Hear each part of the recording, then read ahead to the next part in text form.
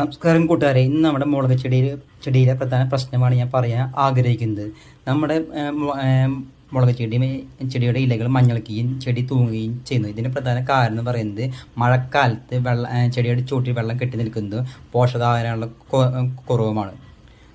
മഴക്കാലത്ത് വെള്ളം ചെടിയുടെ ചുവട്ടിൽ കെട്ടി നിൽക്കുമ്പോൾ ചെടിയുടെ വേരുകൾക്ക് ശ്വാസം കിട്ടാതെ ചെടി വാടി തുടങ്ങാൻ വളരെയധികം സാധ്യതയുണ്ട്. പിന്നെ മറ്റ് പോഷകങ്ങളുടെ കുറവ് വരുമ്പോൾ ഇങ്ങനെ വരാൻ വളരെയധികം സാധ്യതയുണ്ട്.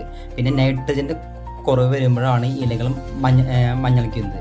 അപ്പോൾ ഞാൻ ഈ പറഞ്ഞ 3 കാര്യങ്ങളും നമ്മൾ നേരത്തെ തന്നെ മുൻകൂട്ടി ശ്രദ്ധിച്ചു കഴിഞ്ഞാൽ നമുക്ക് നമ്മുടെ ചെടീനെ രക്ഷിക്കാൻ സാധിക്കും. അപ്പോൾ ഈ പറഞ്ഞ കാര്യങ്ങൾ നിങ്ങളൊന്ന് ഫോളോ ചെയ്യുക.